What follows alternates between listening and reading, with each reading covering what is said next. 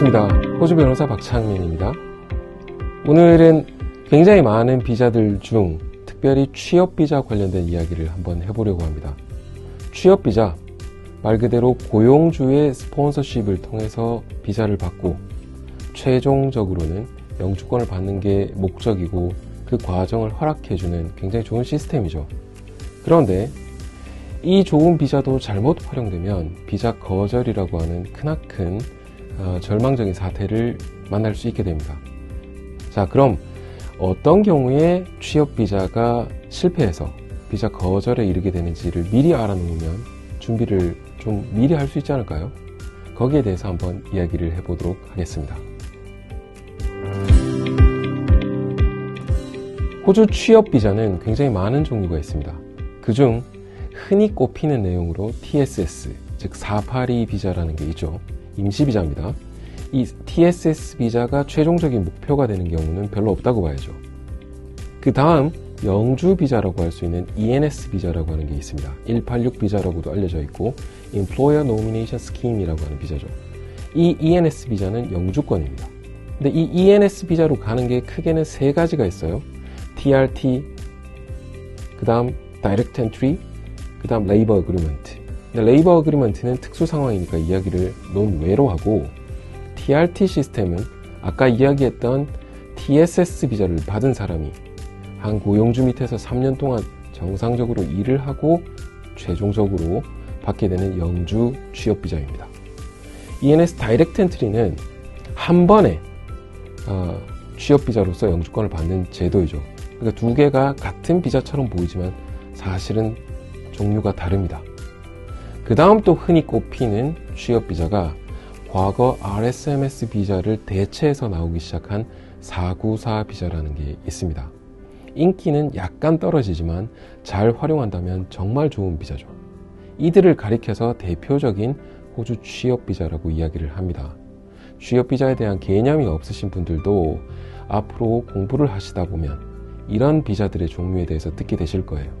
그런데 이런 취업 비자들 각각에 대해서 종류가 다른 비자들이다 보니 비자 거절의 사유가 굉장히 다를 수 있습니다. 근데 대표적으로 꼽을 수 있는 비자 거절의 주요 사유들이 있거든요. 어떤 게 있을지에 대해서 짧게 한번 이야기해 보겠습니다. 자, 스폰서십, 고용주가 밀어주게 되는 스폰서십이 필수인 게 이 취업 비자인데, 그걸 흔히 가리켜 비자 진행되는 과정에서는 고용주의 노미네이션이라고 합니다. 이 노미네이션이 TSS 비자도 필요하고 ENS TRT, ENS Direct Entry, 494 비자 모두 각각 다른 노미네이션입니다. 이 노미네이션은 고용주가 준비해 주는 것이고 직원되는 비자 신청자는 컨트롤할 수 없는 내용이에요. 즉 내가 모르는 상태에서 고용주의 정보로 고용주가 고용주의 변호사나 법무사를 통해서 신청될 수 있는 내용인데, 이게 잘못되면 비자는 절대 나올 수가 없습니다. 안 됐다. 미안해. 그래도 좀 안 됐고 동정적인 사유가 있으니까 너는 비자는 줄게. 이런 경우는 절대 없습니다. 노미네이션이 실패하면 비자는 절대 안 나온다고 보시면 되는데, 그 노미네이션이 각각 비자별로 조금씩 다르죠. 그렇지만 대표적으로는 고용주가 정말 이 직원을 필요로 하는가, genuineness라고 하는데요. 이 부분이 소명이 되지 않으면 노미네이션은 거절될 확률이 높고 노미네이션 거절의 가장 큰 이유 중에 하나가 되게 됩니다.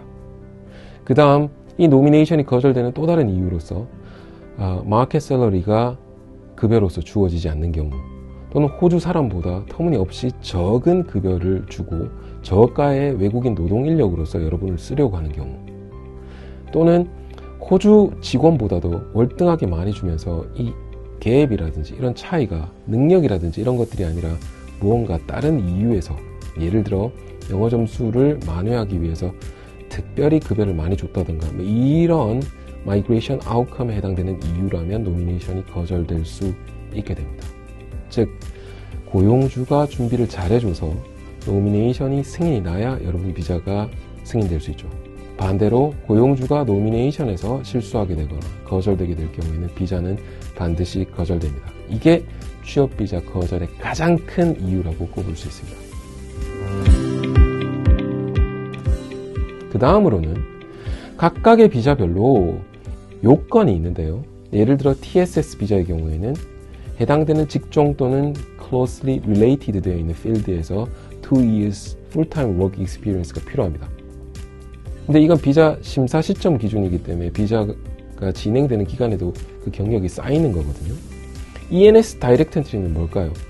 비자를 넣는 시점의 기술 심사와 그 시점 기준으로 3년 풀타임 경력이 nominated occupation에서 있어야 됩니다. 이 두 개가 이미 차이가 있지 않습니까? 뭐는 2년, 뭐는 3년. 그 다음 계속해서 추가가 되고 안 되고 이런 부분들. 즉 접수 시점에 내가 요건을 맞췄느냐 안 맞췄느냐에 따라서 비자의 성패가 달라지게 되는 거죠. ENS TRT의 경우에는 TSS를 받고 한국용주 밑에서 3년 동안 정상적으로 급여를 받으면서 일을 했고 여전히 그 포지션이 genuine하게 필요하다를 토대로 노미네이션과 그 다음 비자 신청이 되고 이래야 되는데 그 과정 중에 노미네이터, 즉 고용주에게 adverse information이 나온다든가 하게 되면 큰 문제가 생기게 되겠죠.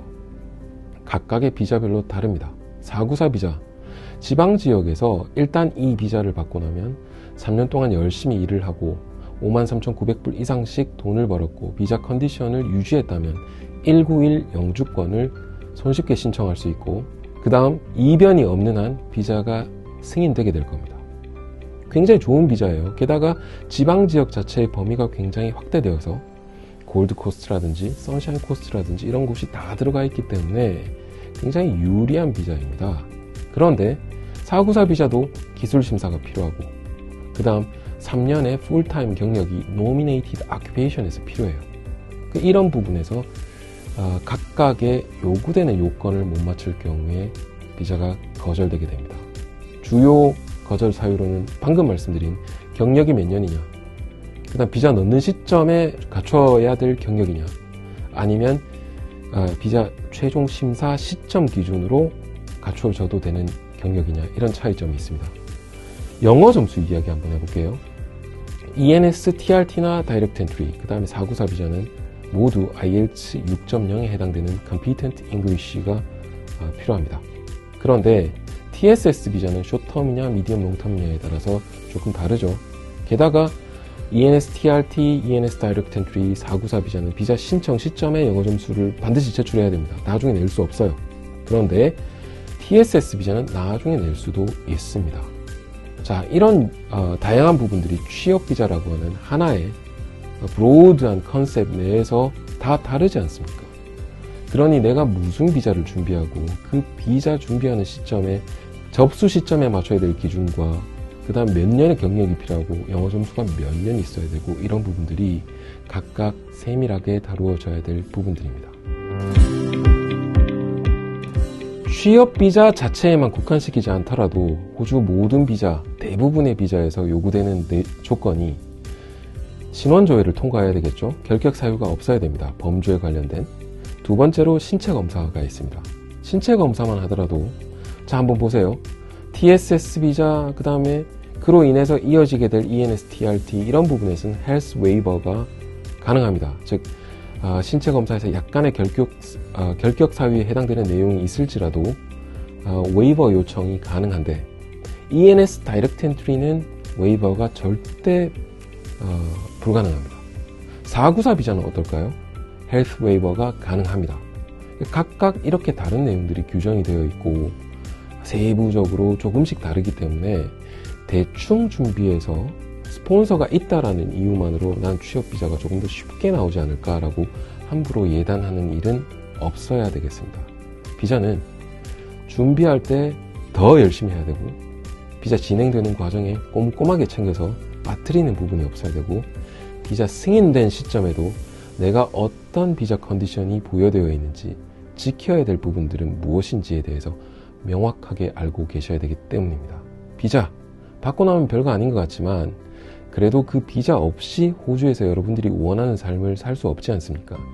그만큼 중요한 기초, 파운데이션이 바로 이 비자이기 때문에 호주 이민법 전문가로부터 제대로 된 상담을 받으시고 준비하시는 게 좋겠습니다. 자, 끝으로 코멘트 한번 해드리겠습니다. TSS 비자, ENS 비자, 494 비자 뭐 다들 달라 보이고 이렇지만 조금 더 성공률을 높이기 위해서 나는 노미네이션 승인이 되는 걸 보고 비자를 신청하겠다라고 하시는 분들이 많이 있어요. 의외로 보면 굉장히 준비성이 대단하신 분들입니다. 네, 그런데 TSS 비자나 494 비자 같은 경우에는 노미네이션이 어프로브 되고 나서 12개월 안에 반드시 비자가 접수되어야 됩니다.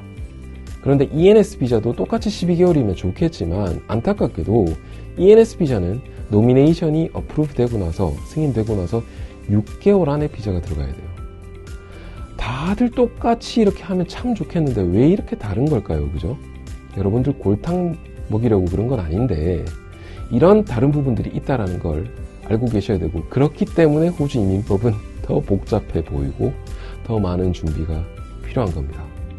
가짜에 속지 마시고 진짜 정통 전문가들로부터 도움받고 여러분들의 미래를 준비해 가시는 게 좋겠습니다. 감사합니다. 들어가세요.